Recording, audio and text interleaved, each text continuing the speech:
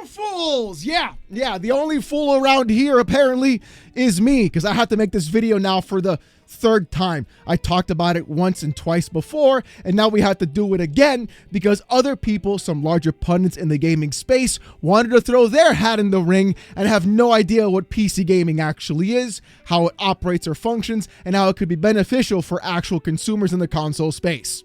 So now we got to talk about Steam possibly going on to Xbox in the next console iteration, and the fact that we don't even know if it's even true or going to be happening, or even what the details in fact are, but everybody's going off and making assumptions without realizing how this is a positive influence, if it does happen, by the way, to every single consumer, whether they're console or PC as a gamer.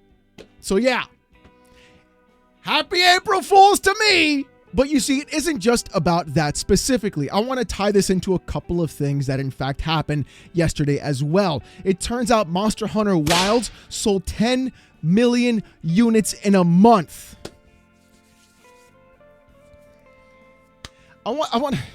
In a month, they sold 10 million copies. Imagine if that game was locked to only one platform, the limited amount of sales it would be getting. Literally the worst possible thing for any company to do at that moment in time with an IP that large. Imagine if that game was stuck on a bespoke piece of plastic because the actual console maker wanted to say, "We want to put the value to our box." And then money had that. This would have been a full-on loss of money for Capcom directly if that were to occur. Basically showcasing exclusivity on its own, in my personal opinion, I'm going to add that caveat, by the way, is never a good thing. Not only is it bad for the actual consumer and customer who wants to buy the game, because now they got to spend $500 to $700 to buy a box to play one game, but it's also bad for the publisher and developer because it is limiting the scope of who they can sell their game to. Even though the PC port for Wilds was honestly terrible, it still sold gangbusters on there. But that isn't the only example that I have. Oh no. You see, Kojima, our Lord and Savior, tweeted out recently that the number of Death Stranding players has exceeded 20 million users, and he wanted to say thank you for so many people trying out and playing the game. Daniel Ahmad quote tweeted Kojima's tweet saying this: "It's worth noting that the game has sold less than 5 million copies prior to being on the PC, PlayStation Plus, PS5, Series X and S, and Mac releases. Making the game more accessible has led to 20 million players experiencing the IP prior to a launch of its sequel that will require players to own a PS5 to play at launch." And I want you to think about that directly. Imagine if Death Stranding 2 wasn't exclusive, and those same 20 million people could say, "Whoa, hold on a second. I just tried this game out and I liked it." Even if half of them tried it out and liked it, they would be excited about the sequel directly and have a better opportunity and chance to buy that sequel and play it, giving Kojima more players and more sales. The thing is, though, fanboys don't see it this way. Check this out. Nicola tweeted this, saying what was then an unknown IP exclusive to one system sold short of 5 million copies. What a travesty. Such a shame the sequel has to go through that again. Nicola, clearly, you are cutting off your nose to spite your face. Having the fact that those 20 million players, or 15 other million players, cannot access that new sequel unless they buy the console is the problem. Imagine if Kojima didn't take the exclusivity deal and even 80% or 70% or 50% of the other 15 million people went ahead and bought that copy instead. Imagine how much more money Kojima would be making. Imagine how much more popular Death Stranding 2 would in fact be. Imagine how many more copies it would have sold. Being stuck to below 5 million sales before it went to every other platform is not a good thing when Monster Hunter Wilds did double that in a month. Do you see The stupidity fanboys constantly do.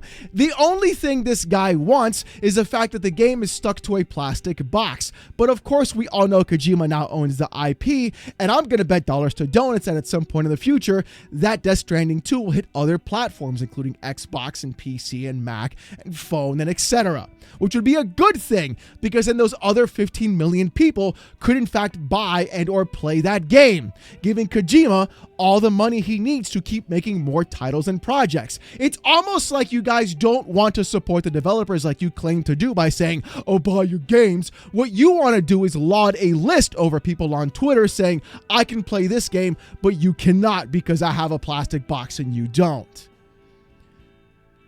Kind of funny, don't you think? And I bring up those 2 points specifically to showcase that locking your game behind a platform, even if you're getting paid by that console manufacturer to make your game exclusive, is going to limit and hinder the audience you can sell your game to. And in reality, it comes down to this: how many more sales can you make compared to how much you're getting paid? And that's going to be where the rubber meets the road for a lot of other publishers and developers trying to make exclusivity contracts. At some point, it's not going to be enough money from PlayStation, or dare I even say Xbox, to make their games exclusive when games cost hundreds of millions of dollars to make. But let's tie it all together with this little fun tweet from Tony Polanco, shall we? He says, this is what happens when you put games on a platform where users actually buy games instead of playing them through a subscription service. Not surprised by all of this. And he's quote tweeting Shinobi, who's saying how Xbox games are the top pre-ordered games on the PlayStation Store. Tony, you know what? I feel like your account is possibly still hacked at the fact that you're tweeting something so actually the fact that people went ahead and still bought Indiana Jones, and they bought Starfield, and they bought Forza, and they bought other games in addition to being able to play the game onto Game Pass. The funny thing about all of this isn't the fact that people are buying the game on PlayStation 5. The funny thing is all those PlayStation gamers were always Xbox gamers. They're just giving Microsoft more money. They could have just spent the $20 to play the game onto Game Pass if they had an Xbox console or any other device if they wanted to do it, or even on their PC, but they chose not to. They chose to buy it on PlayStation, meaning that these are customers that Xbox wasn't targeting or reaching before. It's almost the exact same thing that PlayStation is doing with putting their games onto PC. It's an addressable market that wasn't attached or talked about before. And instead of having a plastic box with the logo stop them, Microsoft is saying, you know what? If you're not going to buy the console, you're not going to buy the service, you're going to buy the game. And really, friend of the channel, Hazardor Gaming, quote tweeted you and said this: Forza Horizon 5 had near 1 million players with paid $100 early access. Even Starfield surpassed Forza Horizon 5 for fastest selling title in Europe without Game Pass and strictly sales. People do buy Xbox, and it's disingenuous to say that when Xbox are multi-platform because of ABK. Now, here's the funny part about all of this. I want to take this little perspective of what Tony Polanco is saying and use that directly in the next part coming up. See, this is all tying together if you haven't caught the gist of it. There is a big thing going around that Xbox gamers and PC gamers don't buy games. Clearly, that's the funny thing happening, the little narrative being spread. And so because of that narrative being spread, a lot of PlayStation fanboys are saying that's why Xbox is putting their game onto PlayStation. I can simply counter that and saying, well, why is PlayStation putting their games onto PC? Do you guys not buy your games either? Isn't that weird? And that little narrative of Xbox gamers don't buy games seems to be cropping up over and over. People have been talking about how Game Pass cannibalizes sales, how Game Pass is not sustainable, how Game Pass is ruining the gaming industry, and the only way to actually support your devs is in fact to buy the games. And the crazy part about that is now, if Steam goes onto Xbox, people are in fact now feigning concern about why people aren't going to buy games on the Xbox store. And I know that made you do like a little bit of a double take, like, what? No way. If you're telling me Xbox gamers don't buy games because they have Game Pass, then why are you somewhat concerned or even feigning concern that Steam could possibly be put onto an Xbox? Don't Xbox gamers not buy Xbox games? So why would you even care about them having Steam on their storefront with that Xbox console? I thought Xbox gamers didn't buy games. Kind of makes you think, huh? But as I said before, I'm pulling all of this together to put it all in a nice, neat little bow for you specifically because, now remember, keep all these previous tweets and posts in mind, by the way, Asus has tweeted out yesterday that they are working on a brand new handheld, and Xbox made this tweet right behind it. So there could be something coming down the pipeline, probably Project Kennen, in the very near future because of what Asus has been working on. So it'll be cool to see how that actually plays out in the end.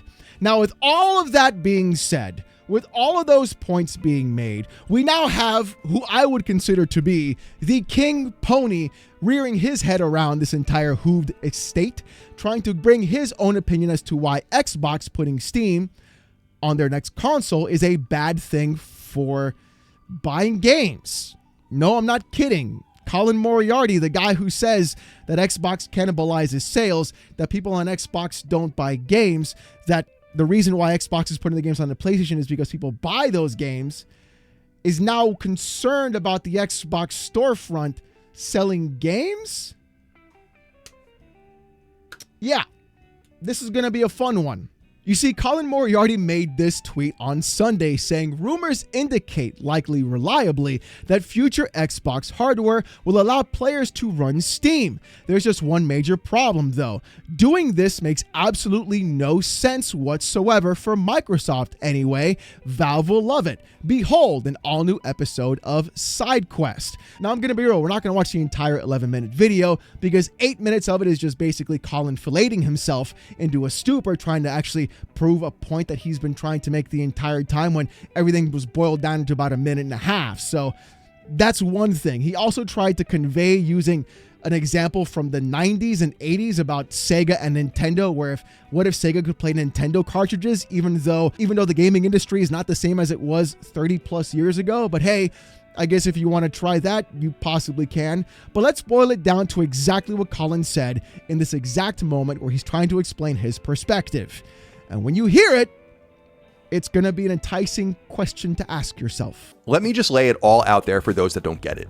If the next Xbox runs Steam, Xbox won't make any money whatsoever off of any of the games sold there. There is zero precedent for a company like Valve to cut in a third entity, and they have no motivation to do so.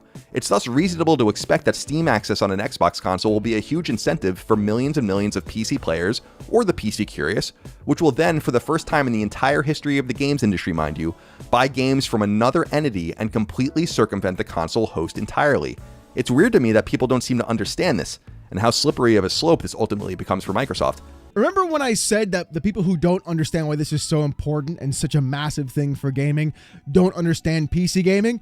That's because Colin doesn't understand why PC gaming is so ubiquitous or powerful for actual consumers. In fact, everything he's talking about happening in the console space happens right now on my PC. I have Windows 11, which I upgraded to for free after having Windows 10, which I also got for free after upgrading from Windows 7, which when I bought the license for it was like $25 at the most. By the way, never spend more than $20 for a Windows license. It's just not worth it. So I've upgraded my OS twice, which I've only paid for once, and then never had to give Microsoft another dime ever since. To which then I also use their OS for free when they want to stop trying to siphon all my telemetry data and shove AI down my face to screen cap every screenshot that I have of 3DS FM Futanari, to go ahead and sell that data, which they obviously are doing, which we all know every company in fact does. They've been caught doing it. And I completely siphon away and don't even use the Xbox app or the Microsoft Store. I avoid it altogether, actually, and it's honestly horrible to use. They can't even figure out their own storefront or layout correctly. I then buy all of my games on Steam or GOG and do that. So literally, the exact future he's talking about exists right now on the PC space. It's not a what-if scenario. It's literally happening at this very moment in time. I don't pay for online. I don't deal for games for Windows Live. My PC Game Pass is free because I use the Microsoft reward points. Remember that whole part about telemetry and taking your data and selling it? That's pretty much what they're doing. That's why you get those points. And then I buy the game I want on Steam or on GOG. This isn't anything different. The problem is Colin cannot wrap his head around the fact that consoles are no longer going to be consoles. Microsoft is going to basically be making a PC, which will have just a game mode. In fact, that's exactly what this is. It's a PC with a game mode. It's just Valve branded with Linux instead. And that's exactly what I mean. People who are having a hard time with this of like, how's Microsoft going to make any money? Honestly, I don't give a fuck. I really don't. I just don't care. All I care about is, can I have more access to my entertainment without having to rebuild my library? And if they're going to offer that capability, then yeah, that's going to be fantastic. And that's a potential customer that they didn't have before. It's especially strange when you consider that Xbox's own games are on Steam, meaning that not only could players opt to buy the Steam version rather than the Xbox version, but that doing so will slice a full 30% off of Xbox's cut, hurting them even more. If that game was purchased on the Xbox storefront, that 70% cut from the Steam sale would be 100%. But things get even crazier when you consider the vast majority of products people will want that Microsoft has nothing to do with. On this new Xbox, someone could roll up and buy, say, The Witcher 4 on Steam. 70% of that money will go to CD Projekt, 30% of it will go to Steam, and 0% of it will go to Microsoft. Buying it on Xbox means that the same 70% would go to CD Projekt, but the 30% that went to Valve would now go to Microsoft. It should frankly be obvious to anyone with a brain how badly this can decay, and again, Valve has no reason to consider Microsoft's position and make it more palatable. And here's where I think Colin gets lost in the weeds about the entire thing. Like I said before, I don't buy any games on my Xbox app or Microsoft Store. So any Xbox game that I do buy on Steam, they already get 70% of that actual purchase from. So what's the difference? If they're not going to make a good enough storefront for me to use, for me to have a reason to use that storefront or to use that service, why would it even matter? And even then, if Xbox gamers don't buy games and they only use Game Pass, what's the real reason for them to do this? It's new MAUs they didn't have access to before. Think of it from like this perspective. I'm someone who doesn't pay for Game Pass, but at the same token, if I were to go around and you were to say, hey Alex, here's a handheld, here's a console that gives you access to your already purchased Steam library, which you can access anytime, play practically every game from on our system because it's a Windows-based device, and you can on top of that have access to Xbox Game Pass, they may in fact not only take me from a user who wouldn't buy their hardware in the first place to possibly even buying their hardware because my library from Steam is going to carry over with me. I don't have to rebuild it on another platform, and the possibility of even me signing up for Game Pass. Think of it like that. They would have taken someone who would have never been a monthly active user, would have never signed up for Game Pass at all in the first place, to someone who would have bought their product, signed up for it, and then giving them $20 a month on top of buying their games on Steam. With this actual aspect, they're not focusing on the console market, which is only, 100 million people total, which is the same 100 million that they keep trying to fight for every single time. They're instead fighting for the other 900 million players on PC. They're trying to provide value to those people on Steam that were never going to buy an Xbox in the first place, but still buy Xbox games on Steam. They're trying to provide value for those people to buy the hardware and then sign up for Game Pass or sign up as an MAU so they can count that towards their service and then collect your data and sell that instead. This is why the entire idea of PlayStation games running on Xbox through Steam receives a major shrug from me and most other people. If you squint and look really hard, maybe you see that as a win for Microsoft, until you realize that Player X went on Steam via Xbox, purchased The Last of Us Part 2 for $70, and sent $49 to Sony, $21 to Valve, and $0 to Microsoft. And here's exactly where I think Colin, again, is still back in the weeds. He's caring more about who gets what share of the product sold, rather than thinking to himself, wait a minute, if an Xbox player doesn't have to buy a PlayStation console, that's a loss of an MAU for PlayStation and a console sale for them as well. That's a PC gamer who doesn't have to buy a PlayStation 5 if they want to play on the console specifically, who can also just carry over their library to another console that isn't part of PlayStation to be counted as an MAU for them. Because of course, at the same time, this works even doubly for the benefit of Microsoft if they do add Steam, since PlayStation no longer requires the actual login for their games to be in fact played. And really, that wouldn't even matter either, because if it was going to be a Windows bespoke console that was basically a PC, you would just sign in via your Windows device, which is what it would normally be as well. So Colin is more worried about the cut rather than actually seeing what the actual value is for a customer. Games that skip Xbox, that don't have an Xbox version, those customers wouldn't have to worry about it anymore. They'd simply just play the PC version because they're moving to Win32. So any game that's on Steam would effectively just run on their Xbox. Even if Xbox doesn't have a version specifically designed for them, it doesn't mean that that actual Xbox customer won't get to play it. They'll just buy it on Steam if that was the case. You could also make the argument as well, if you're a little bit more tech savvy, that the Win32 version or the Windows version of that game would simply just be one version. So the PC port of the actual game would in fact be just the Xbox console version of that game with those specific hardware metrics that you would adjust then on your own. So people saying that you can't play your Xbox library on the Xbox console that's a PC are dumb, because you would just play the PC version of that Xbox game, since 1,000 more games were just added to play anywhere, to play across any single device. Basically just saying, hey, you can play every game that you own, that you buy on this one piece of tech, and that's it. Xbox doesn't care about the 30% or 70%. Xbox wants the monthly active user and the possibility of converting that user into a Game Pass subscriber. You guys are more worried about who gets what cut and things like that when you're not realizing there's more money being made by increasing their MAUs and selling telemetry data than there is just selling video games. I mean, if you want even more evidence of this, Colin even made this tweet and video out himself last year in August, where he said, with Xbox becoming one of PlayStation's biggest third-party publishers, and with that situation unlikely to ever be reciprocated, it's logical to wonder where Sony itself may seek growth. The next frontier for PlayStation remains PC, where I'd argue they need to be even more bullish. Now imagine if Xbox didn't make a console, but they made a PC. People that are scared of buying games on PC are going into the PC market because of either the egregious pricing or the hardware scares them, or they don't want to worry about my drivers. Have nothing to worry about now because they have a bespoke piece of hardware similar to what the Steam Deck does, which does everything for them. Gives them a game mode, gives them a desktop mode to customize, and they can play every game of whatever library they want to add to it. It's almost like it's exactly what they've been doing on the PC space for the longest time. They're just making a console out of it. And that exactly right there is where people are losing their minds about this entire thing. You see, back in 2017, I called this. I knew this was coming. I saw it happening. I was 8 years ahead. I said, bingo, the Xbox isn't a console anymore. IMO, they're moving to an ecosystem. Sony has sold 60 million units, talking about the PlayStation 4.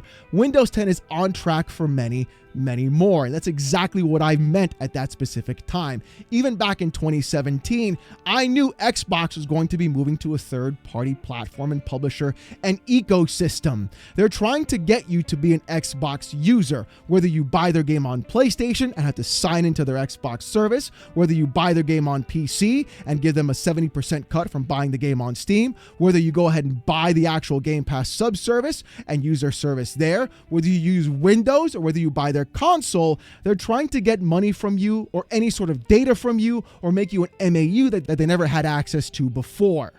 They're no longer a console brand that people are stuck in the 80s and 90s. Xbox is now an ecosystem. And everyone who's having a hard time with this, in my opinion, is stuck in the 90s and 2000s, where they feel like pieces of hardware are specifically designed for video games, when in reality, they're just x86 pieces of tech that are made by AMD, that are put in a box that just have different logos on it, and they're practically almost, I wouldn't say perfectly, but they're almost identical. The console wars are over.